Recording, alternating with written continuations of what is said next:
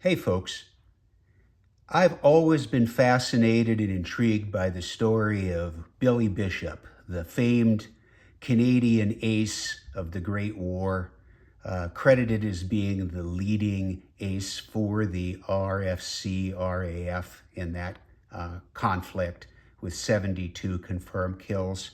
Of course, how many of those victories were actual or not is a subject of a lot of controversy, which I didn't learn about until later.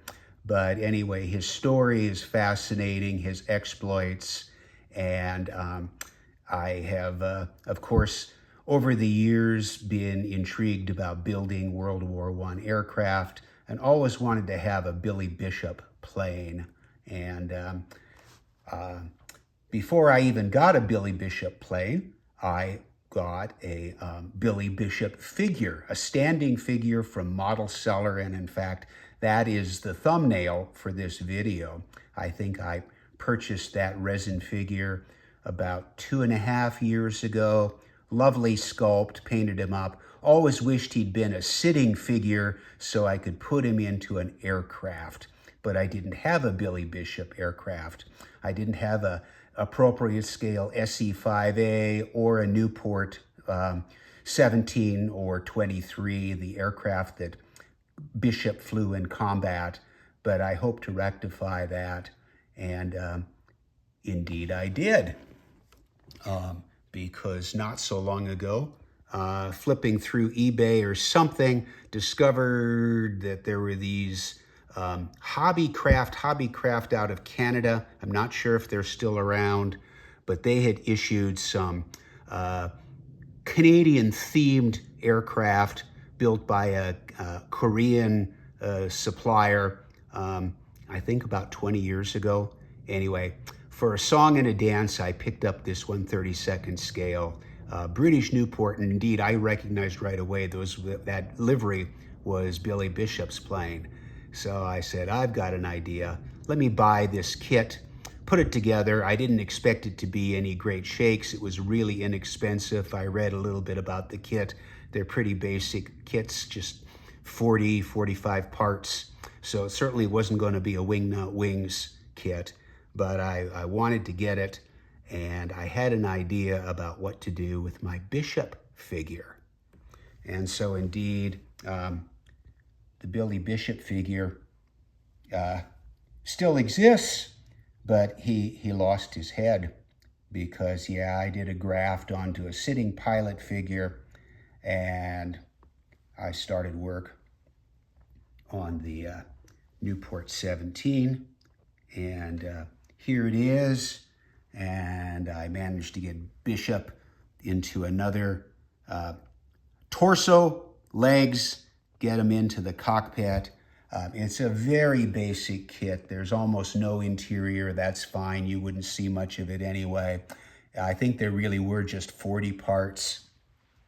I did not spend a lot of time on this build. I spent more time masking ribs and trying to do some sort of weathering. There are a couple of boo-boos that were self-inflicted, but the kit went together easily. There really were no major issues. The biggest error I made was the Lewis machine gun that came with the kit was just awful. So I attempted to kludge on an aftermarket kit from Edward, resin, beautiful, but it didn't come with any mounts. So I tried to match that to the mount that came with the kit, and I finally got it to stick together, and then of course neglected to center it properly on the wing. Of course, I attached it with super glue and didn't discover my error until after, it hardened. Anyway, okay, so the wing is, the gun is a little off kilter.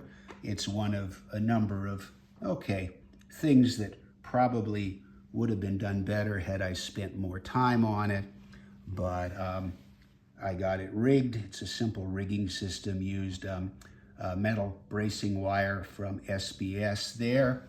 I used some new rigging line that arrived and I'm pretty pleased with it. It works way better than Easy Line, and I use that for the control lines back here. And anyway, here's the Nieuport, and as always, got my pilot, and honestly, it's probably about the best the best thing, at least that I did on the build, but that's okay. You know, I'm happy,